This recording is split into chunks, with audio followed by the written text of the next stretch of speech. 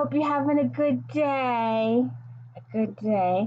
My name is Christina, Kristina, and this is the D. Louise Book Series channel. And I hope you will hit the like and subscribe. It's nice to meet you. I'm trying to learn sign language here very slowly.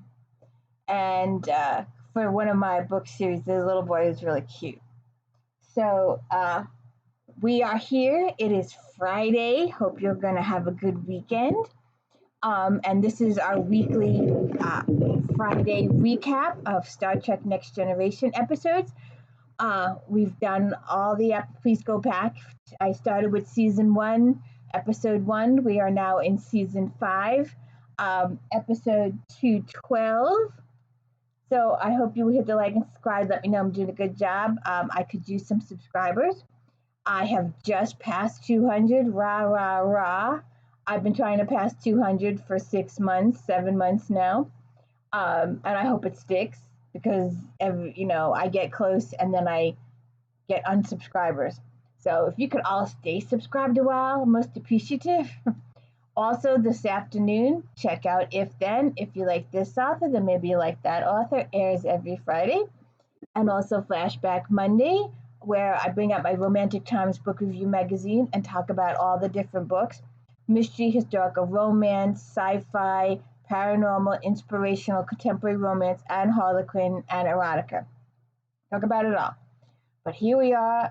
We have talked about A Matter of Time, New Ground, Hero Worship. Today's episode is Violations. And there she goes again.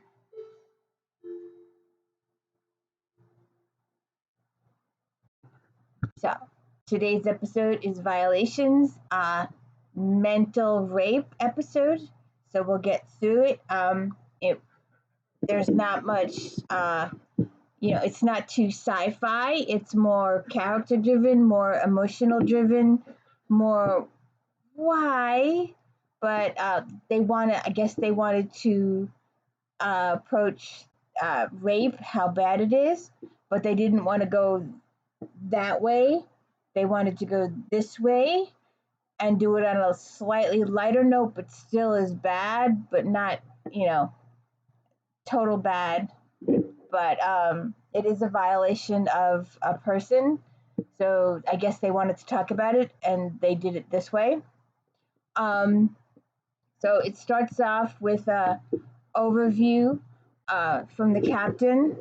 Stardate 45429.3. While on mapping survey, we are conveying a delegation of Yulians to Cadella 4. These telepathic historians conduct their research by retrieving long-forgotten memories.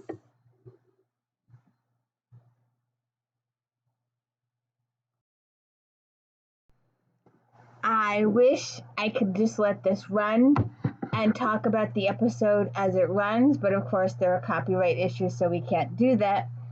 So that would be the best way to do it. I bet all the channels would love to be able to do that. There are some channels that do stuff, and I don't know how they do stuff. But I'm not gonna. I've had a couple of copyright issues come up, and it was by mistake. So, and also some of these people, they would be good for all. You think they would be able to cure Alzheimer's? That's what my other thought was. This would be a good thing for dementia, Alzheimer's people, to help people remember stuff. I wonder if they would be able to help people remember stuff. Having had a relative slowly, microscopically disappear was excruciating, hard to watch. I called it Alzheimer's from like day one, and we fooled around. They tiptoed around. Oh, it's dementia. Yeah. And they did all these testing, and they tried all these drugs, and they did all this stuff, and that stuff, and this stuff, and that stuff. It was Alzheimer's. Period. End. And this person slowly forgot everything. To the point where they forgot how to eat, how to chew, how to swallow, how to do anything, and they starved to death because Didn't know how to swallow, didn't know anything, was totally absolutely 100% God. And to watch that is excruciating. It's just absolutely excruciating. I feel for anybody out there going through a similar situation. That's why we younger peeps try and do what we can and read lots of books and stay mentally active and watch our favorite shows and, try and stay with it to try and do the best we can, because there's always that fear that we could end up that way. And in my case, there is no one to watch, no one to be here. I'm it. So, anyways, we start the episode off with in the 10 forward, and Kiko is remembering something about a cup, and it's got a brush in it, and she does all this stuff with it. And it turns out they're helping her to remember a childhood memory with her grandmother. And she was doing ink brushing, and she says they go through all this different stuff. And when she finally figures it out, she actually remembers that her grandmother was doing ink brushing, and she used the cup for cleaning the brushes, and it was her job to fill it with water and bring it to the table, and I would sit beside her and watch the most beautiful characters come from the brush, and the whole time she'd be humming to herself. I remember it like it was yesterday. And Dr. Crusher saying, "That's remarkable. You remembered such vivid detail." Kiko says, "For years I've seen that cup in my memory, but I could never remember what it was or why it was important." And she's like, "Thank you." And they were like, "Does anybody else want to give it a try?" And everybody was like, "No." And the kid, his son, let me see if I can pull it up. Let's see.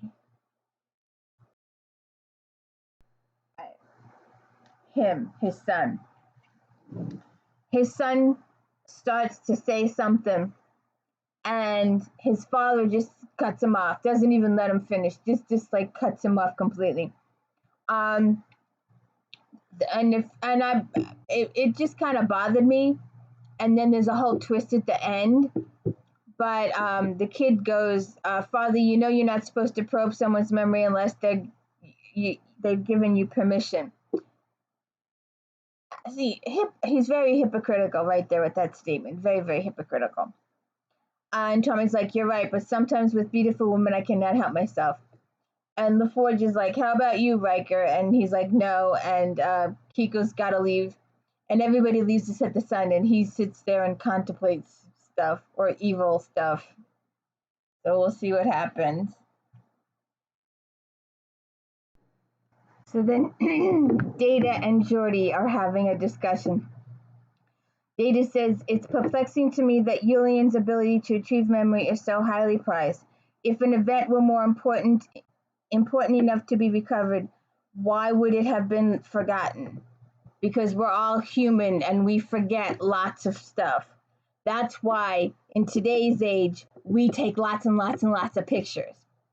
If we had had cell phones and when I was a little kid, I would have a gazillion more pictures of my ancestors than I do today. I am very sorrowful.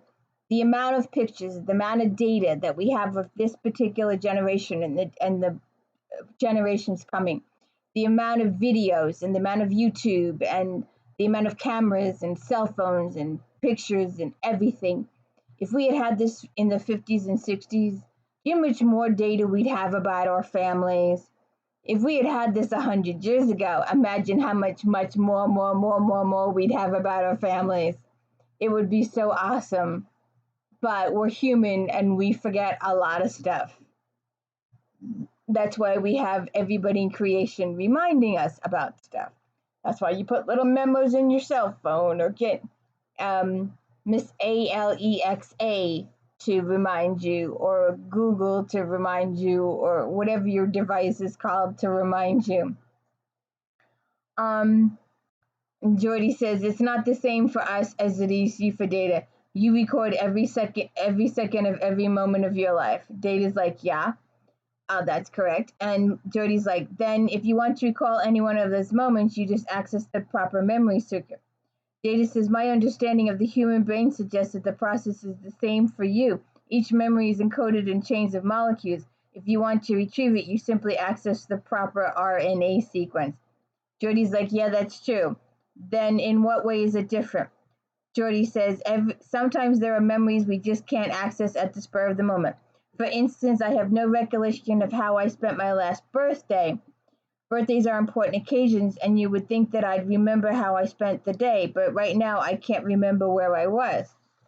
And now I'm thinking, okay, Data, you were probably there with him last year. Tell him what he did. Why not just tell him what he did last year? But they totally gloss over it. Judy says, but on the other hand, I remember everything about the time I got my first pet, a Sarisian cat. I was 8. I remember how funny looking he was. I remember how excited I was. It was as if it happened last week. Perhaps remember the pleasant memories and forget the unpleasant ones. Judy says, no, sometimes the bad memories can be the most intense of all. And we all have nightmares and regrets forever. Data said it would seem there's no predictable pattern to human memory. And Jody's like, So then we're all sitting down to a meal. And Jeff says, this library of ours has been in the planning stages for years. A collection of retrieved memories of races from many different star systems. And Tarman says, what my son means to say is we think of ourselves as archaeologists of the mind. We believe the history of a world is contained in the personal experience of its people. Picard says, rather like the ancient oral historians on Earth. Tarman says, exactly. The library we propose will be a vast storehouse of these individual memories. Riker says, that sounds like quite a project. How long will it take you to finish your studies on Calja? The mother says, many months. We've been working for years, and we've surveyed only 11 planets in 8 star systems. Jeff says, but it's our way of life. We wouldn't want to do anything else. Dr. Crusher says, Mr. Taran gave us a demonstration of his abilities this afternoon. It was fascinating. Perhaps you would like to resurrect some memories. And Tarman says, I'd be happy to probe your recollections, Captain. Most people find it an enjoyable experience. If you were taken over by the Borg, would you want to remember that experience? No. Picard says, I'm sure, however, I don't think I would make a particularly good subject. Oh, yeah, and he's done the mind melds. So all those memories aren't just his memories. Some of them are Sarek's memories. So he's got the Borg in him and Sarek. We don't want to be sharing all these little itty-bitty secrets with the world. Karen, we won't be on your ship for long. This may be your last chance. Goodbye. Get going. Tarman says, we mustn't influence people. We must let them come to us willingly. Tarman says, I have found over years that there are many who want the experience of memory retrieval, but who lack encouragement in order to come forward. Tarman approaches Worf. Mr. Worf, I'd love to explore Klingon memories. Worf says, Klingons do not allow themselves to be probed, wink. But there is nothing to fear. And Joff says, Father. And Worf says, I am not fearful. And Tarman says, Commander LaForge, you? I don't think so, thanks anyway. Tarman says, I rarely encounter such squeamish people. Dr. Crusher, Commander Riker. TROI says, Mr. Tarman, are all Uralians able to read memories? Oh, no, my dear. The techniques require special training. It's a serious commitment. Inad says, it takes years of study. Tarman is the most proficient of our group. Tarman says, once Jeff spends 2 days with a contingent of elderly Gentons. He couldn't get anything from them. I spent only 1 hour with them and retrieved a fragment from the Gentonian trade wars. Jeff says, excuse me, and he leaves. Inad says, exactly how long will it be before we reach Caldera, Captain? And Picard goes, Data. And Data's like, 4 days, 11 hours. It's going to be a long 4 days, 11 hours.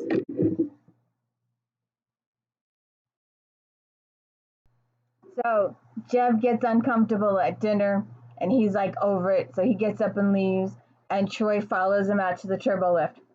And Jeff says, I'm sorry I'm being rude. And Troy says, no, not at all. Jeff says, my father finds it amusing to demean me in public. I reached the point where I don't want to hear anymore. Do your parents demean you in public? You know, I didn't find out until she was deceased, or when she was not around, but mostly after she was deceased. My mother never told me how much she loved me, or how much she appreciated me, or how much she needed me. She never told me. She told everybody else, but she never told me. And it was only after her death that everybody told me what she'd been saying for years. But communication, you parents out there, tell your kids. So where was I? Um, uh, it's not easy having an overbearing parent. Believe me, I know how you feel. Oh, that's right, you're an empath. Oh, I can't read Julian's, but I do know a certain Betazoid mother who is a great deal like your father. So they get in the turbo lift, they call for their decks. Troy says, I've learned to remind myself that my mother and I are two separate individuals. And have you enjoyed much success with this approach, counselor? No, but I keep reminding myself. And they split up and they go their separate ways.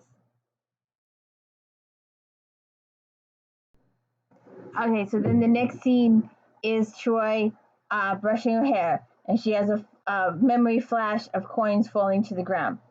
Then she hears Riker saying, have you stopped thinking about us?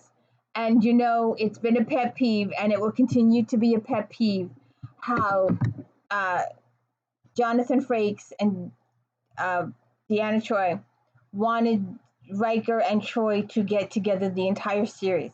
And the fans wanted Riker and Troy to get together the entire series. But the writers did everything in their past to separate them, to throw different love interests at them. And we're going to go a few seasons where they do that again, that they've been doing in the past. But Riker and Troy always come back to each other. They always give each other these little looks, or they always reveal that they care for the other person. Some of the relationships get serious, but they never last more than an episode. But it's always, I hate the fact that they had to wait till after the series ended for Riker and Troy to get officially. So they tease us with this little memory here, and then they twist it. So she's brushing her hair, and we hear, have you stopped thinking about us, in Riker's voice. And then Troy makes herself some hot chocolate, and she sees herself with Will a few years ago with the poker game. And then she pictures her and Riker going at starting to start something. And then the vision changes from Riker to Jev, the thing, the other guy, the guy that was in the elevator, and he attacks her, and he starts to, I guess you could call it a mental rape, because I mean a mental and a physical rape, but we don't see any of that. We don't see the rest of it. If there is anything else, it's all just implied. I have one of these authors that will say if it happens on screen or on the page, then that's considered on stage. But if you're told about it, oh, this happened last week, or I did this, or the character did this, then that's considered off stage. So there's a lot open for implication here. You don't see anything else except her passing out after the initial guy comes at her. So you don't know what else happened. It's just implied that something else happened. And so the next scene is in sickbay. So we get a voiceover from the captain. Counselor Troy has fallen into a deep coma. After a thorough examination, Dr. Crusher has been unable to find any signs of illness or infection. And then we start off in sickbay. Crusher says to any change, Dr. Martin. He says, no, I'm getting unusual neurotransmitter readings in the dialysosome, but they might be a result of the coma. Picard says, can you bring her out of it? Dr. Crusher says, I've tried standard revival techniques. She doesn't respond. Until I find out what the cause is, I don't want to try anything more extreme. Riker says, do we know what she was doing when this happened? Crusher says, no, she was found in her quarters this morning when she didn't show up for an appointment. She was dressed for bed, but the bed hadn't been slept in. Picard says, who was the last person to speak with her?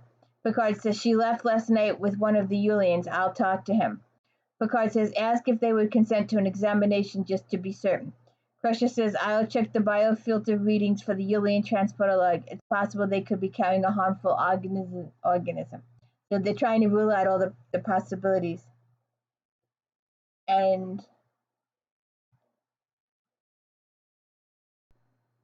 okay, so then Riker goes into 10-4 and says, may I join you? And he says, Commander, of course, something wrong. And he tells him Counselor Troy's ill. And he says, I'm sorry. And he said, she's more than ill, she's in a coma. Dr. Crusher doesn't know what's causing it or how to treat her. And Jeff said, what happened? And Riker says, apparently sometime last night, that's why I wanted to talk to you. You may have been the last person to see her. Did you go into her quarters? Jeff, are you suggesting that I behaved improperly, Commander? Not at all. I'm just trying to trace her steps. We walked into a turbolift briefly. She got out at deck 8. I did not go with her. Riker says, Jeff, I'm not accusing you of anything. Did she bring up feeling ill? Jeff says, no, she seemed fine. She had a wonderful sense of humor. Riker says, if you have no objections, Dr. Crusher would like to examine you and your group. To what end? Riker says, just to trying to eliminate the possibility that one of you might be carrying an organism that was harmful to Deanna. I'm not implying you did anything intentional. I'm just trying to get to the bottom of the mystery. And Jeff is like, we have nothing to hide. If you wish to spend time examining us. And Riker says, fine, thank you.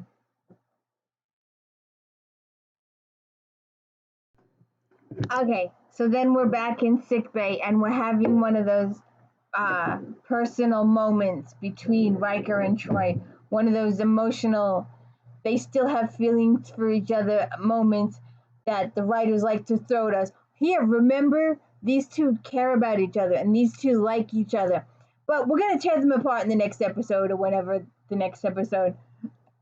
We're going to give a lover to one of them. I know at one point she ends up with Worf for a couple minutes. But I hate that they put them together. Stop tearing them apart. Stop throwing them apart. Worry about the sci-fi stuff out there. But let them get together. Riker says, Deanna, I don't know if you can hear me. I've heard doctors say that even when someone's in a coma, they may be able to hear when people talk to them.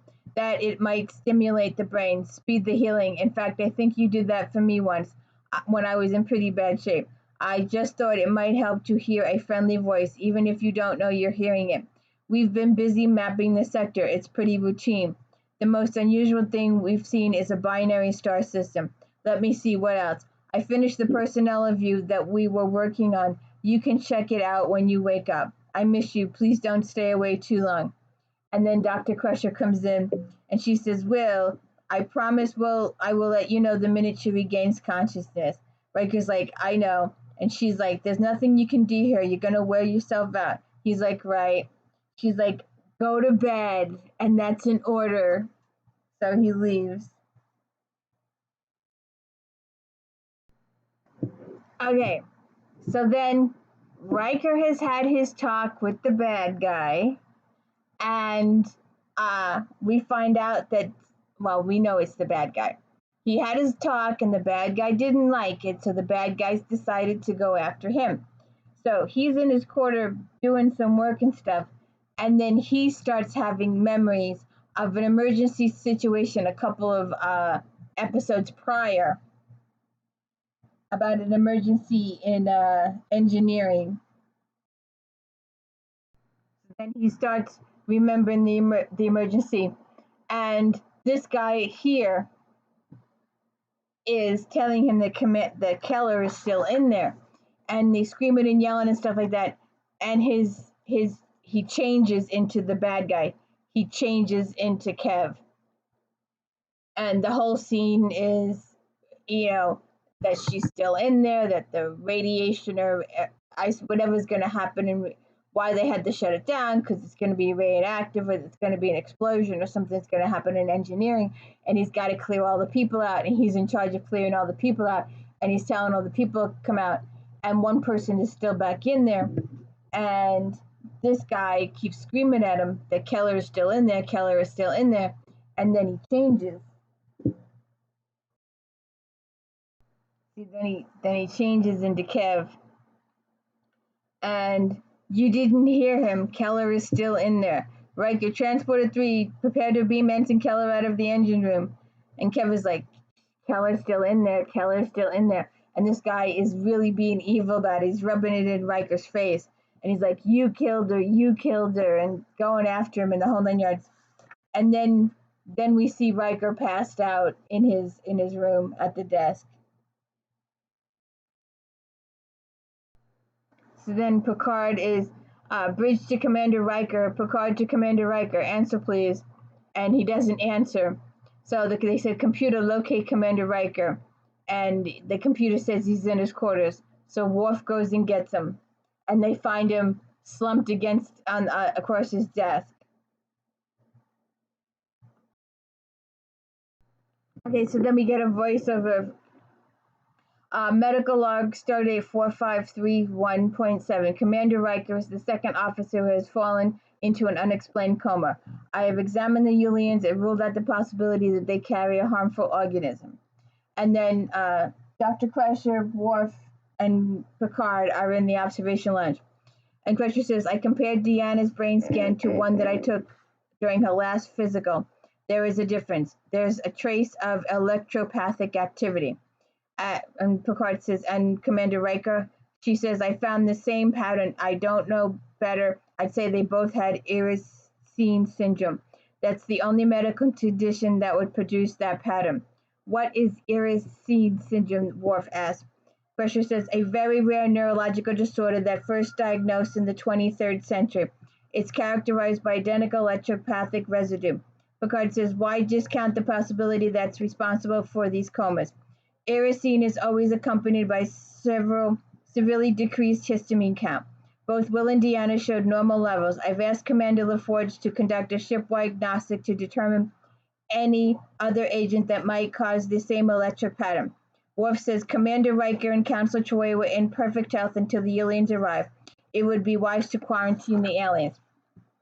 Picard says, I believe that it would be premature to take that action, Mr. Worf. There's no real evidence linking these comas with the Yulians. Crusher says, that's true, but there is something curious. The electropathic residue I discovered is located in the thalamus. That's the area of the cerebral cortex that involves memory function.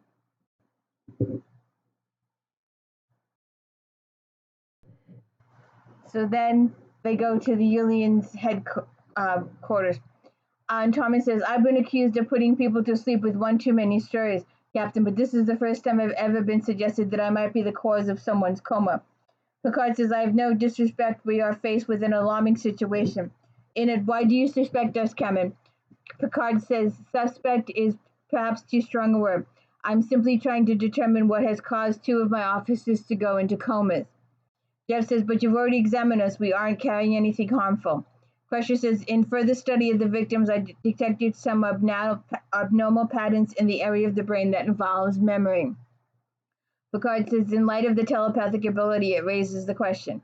It says, it's not our wish to obstruct you, Captain. What would you like? Crusher says, I'd like to do further examinations tomorrow, perhaps monitor you during a memory probe. Thomas says, scrutiny does not frighten us. Jeff says, we'd be happy to cooperate, Doctor. Crusher says, thank you. I'll see you in the morning. So then we're back in sickbay, and she's got Kiko. And Dr. Crusher is explaining to her, you're the only person on board to undergo a memory probe by the Yulians. I'd like to do a neurological workup and see if I can detect any residual effect. Dr. Martin will monitor your vital signs while I conduct the scan. And Kiko's like, happy to help. And Dr. Crusher says, have you had any unusual symptoms since the probe? Headaches, dizziness? She said, no, nothing like that. It was a wonderful experience. And then Dr. Crusher's got the machine out, and she's like, electrical activity is normal, CPK levels are normal, hypothermia is stable, and the thalamus is normal. There's no indication at all of the electric residual. Is that good? Kiko asked. Oh, you're fine, but I'm no closer to solving the mystery. Okay, so we're back in engineering. And Jordy is asking the computer all these questions. And what's her name? Gene Roddenberry's wife, or Troy's mom, does all the voiceovers. Computer, locate the electropathic pattern described in medical database 4 Delta 1. And computer says electropathic pattern located. And the Forge is like, okay, we're going to track down any possible cause of that brain pattern. For what other medical conditions that might occur for it. And the computer's like, Erzurine syndrome is cause of the electropathic pattern. And the Forge is like, right, Dr. Crusher already eliminated that. So how many non-medical forces or substances might cause that pattern? Computer says there are 22 non-medical agents. And Jordy's like, okay, how many of those are present on the Enterprise? And the computer's like, none. And Jordy's like, are the sensors calibrated to detect all of them?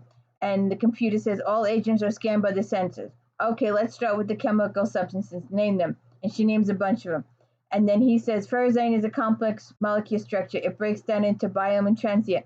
Do you scan for those? She's like, no. He goes, well, Stu. And she says, no, they're not present. And Jordy's like, do any of the substances break down into byproducts that are not scanned for? And Lillian, and he has her scan for those, and there is none. So how did I know you were going to say that? Okay, let's move on to non-chemical agents. And he goes on, still trying to figure that out. Okay. So then we're back in Dr. Crusher's office, and she's talking to Dr. Martin. He's like, anything more I can do for you? And Dr. Crusher's like, no thanks, I'm just doing some reading on Erzurine syndrome. If a new strain is developed that might explain the normal histamine count. And Martin's like, any luck? And she's like, no. And he goes, okay, I'll see you tomorrow. He leaves, and then she starts to have visions.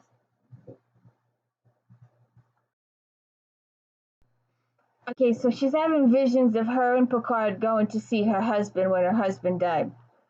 And Picard's got hair, but let's see if I can bring it up. Okay, so that's a better view. But he's got this thing on the side here, and that's kind of what the thing that Zev has. But I'm like, what? Doesn't she not see that? I was thinking, could it be a Borg residue? But this is too young for Picard. You know, this is way, way, way, way back when, before all this stuff happened. So it just gave me that Borg feeling with the stuff on the side. And she goes through it, and the scene repeats and repeats and repeats and repeats. And then her husband opens his eyes, and she freaks out, and she passes out. So it's just really weird. I don't know if you can see it better here, but right there is this piece. And I'm trying to figure out what that's all about.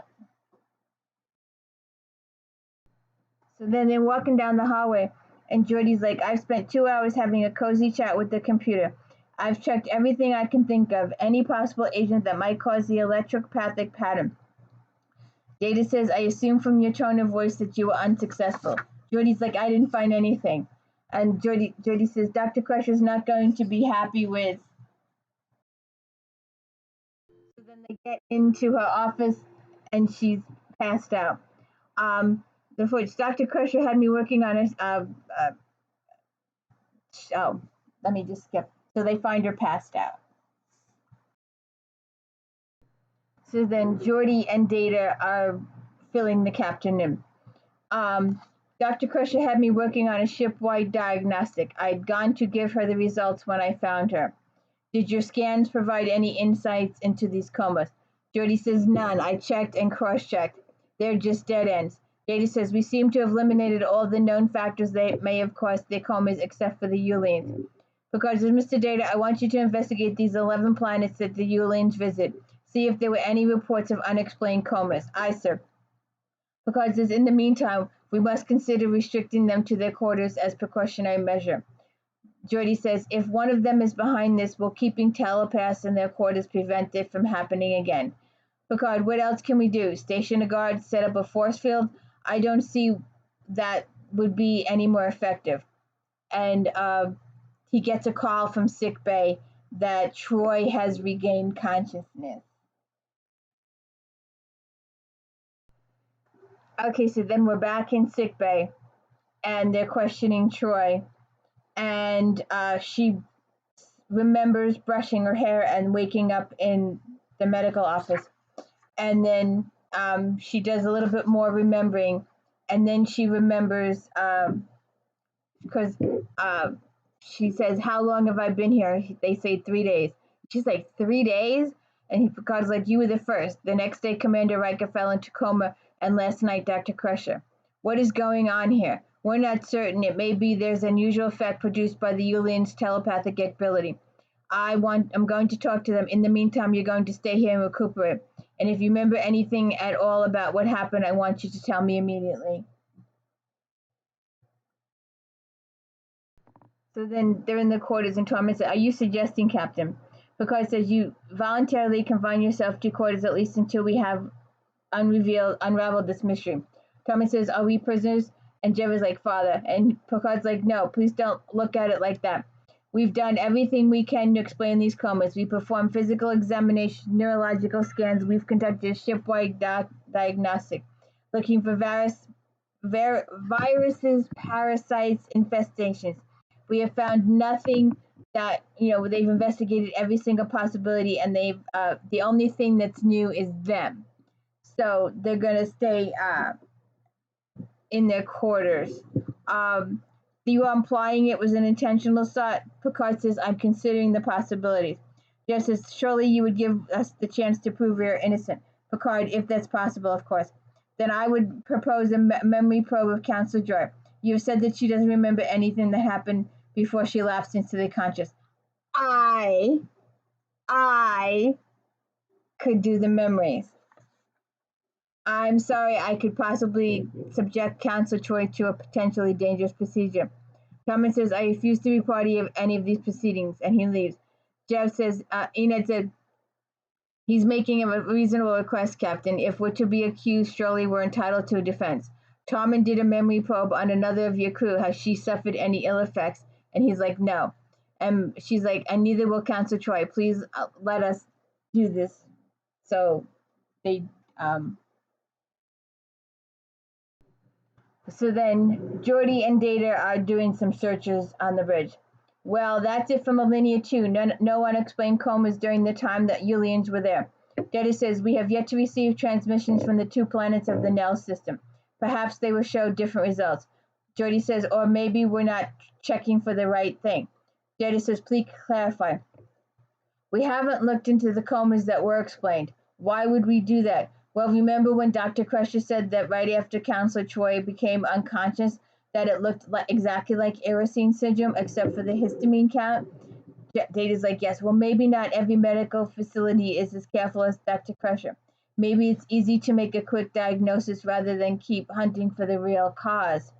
Data says, "You are searching for instances of Erisine syndrome?" "Right, and correlating them with visits by the Yulane. And there we are. 2 cases of Erisine syndrome on 103, exactly at the time Tormund and his group were there. Let's check the other patients. I think we have something here." And then,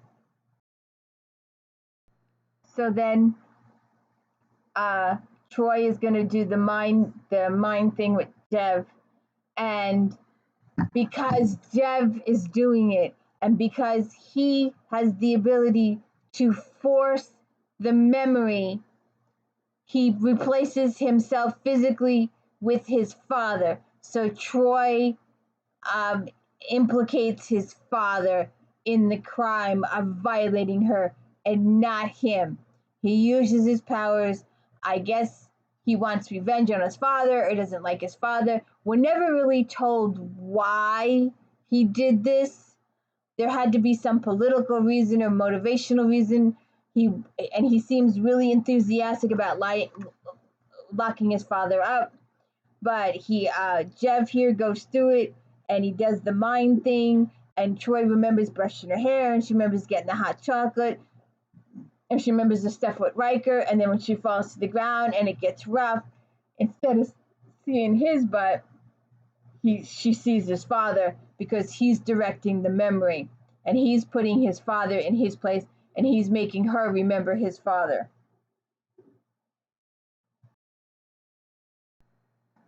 So then Jev is secretly very, very happy that his plan has gone according to plan. Enid and I have contacted our home planet, and if you want to prosecute my father, it's all set. You can do it. I'm not sure we have any legal basis for such a prosecution. Memory invasion is not simply a crime we've ever had to contend with. According to what I've just learned, it's a practice that was abolished on our world centuries ago. Because what would motivate someone like your father to commit such an act? I don't know, a perverse source of pleasure perhaps? A way to exercise control over another? Your father claims quite strenuously that he is innocent. My father has never been one to admit he's wrong, but it is difficult to believe he is capable of this. I am told that the punishment for this crime is quite severe. We are monitoring my father's telepathic abilities. You have assurance that he won't assault anybody else. I'm sorry for this. And then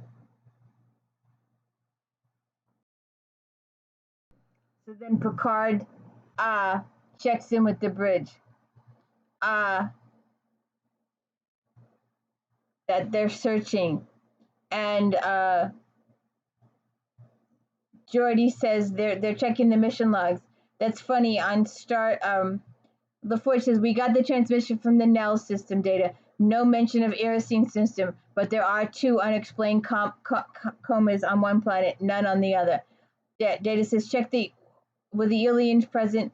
Geordi's checking the logs. That's funny. On stardates 45321 and 45323, when the comas occurred, Tarman was on his home planet. He wasn't anywhere near the Nell system. Aha. So then Kev just has to go see her one more time. And she's like, oh, you're not responsible for what your father did and all this other stuff. And then he starts with the meld thing, and she realizes that it was him and not his father. And he starts to attack her again. And she starts fighting him. He takes off her comm bed so she can't call for help. And she's kicking him and screaming at him and tearing at him. And then the cavalry arrives and save her. Troy says, why are you here? How did you know? Data said, we discovered 2 instances of unexplained comas on Nell 3 while the Yulians were there, but Tarman wasn't part of the group. Further examination revealed that only 1 Yulian was present at all incidents of coma. Jev.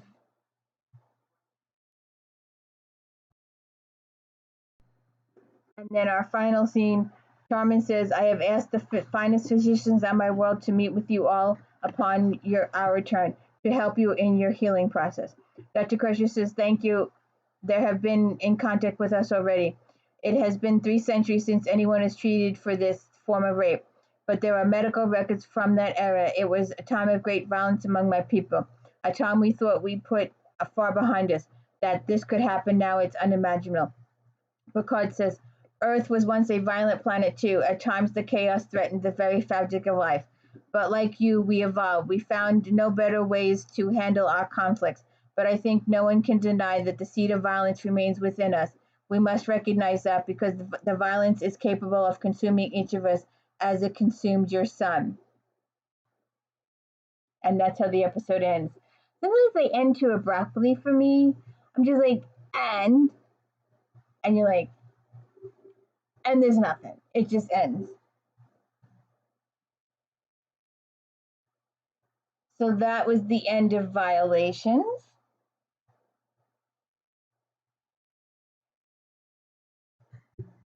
So we have watched A Matter of Time, New Ground, Hero Worship, and Violations on Disc 3. We are now ready to go on to Disc 4. And I'm curious as to what Disc 4 will be.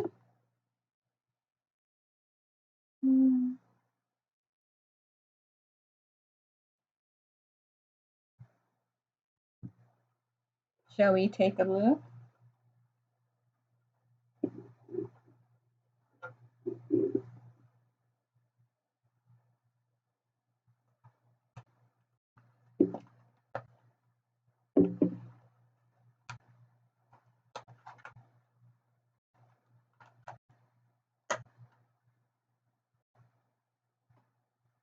And I want to know, can you see this? Can you see this? Could they have not have made it a little darker for those of us who are blind? Seriously.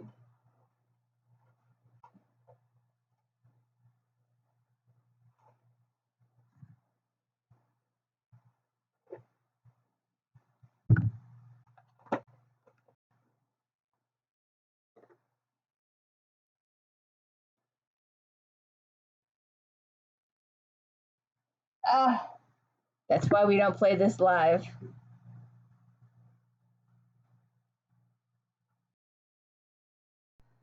So here we are. I hope you will tune in next week. This Masterpiece Society, the week after the Conundrum, the week after Power Play, and 216 is Essex. So I hope you will stay tuned for all of my recaps. If you haven't seen the other ones, please check out the earlier issues. We've done all 5 seasons. We're working our way.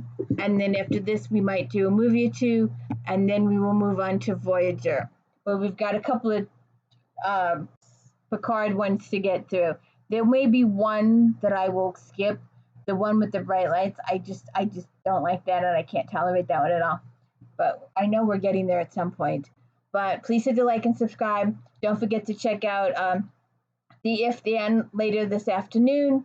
If you like this author, then maybe you like that author, and Flashback Mondays, and my daily book reviews. I'd really appreciate it. Thank you.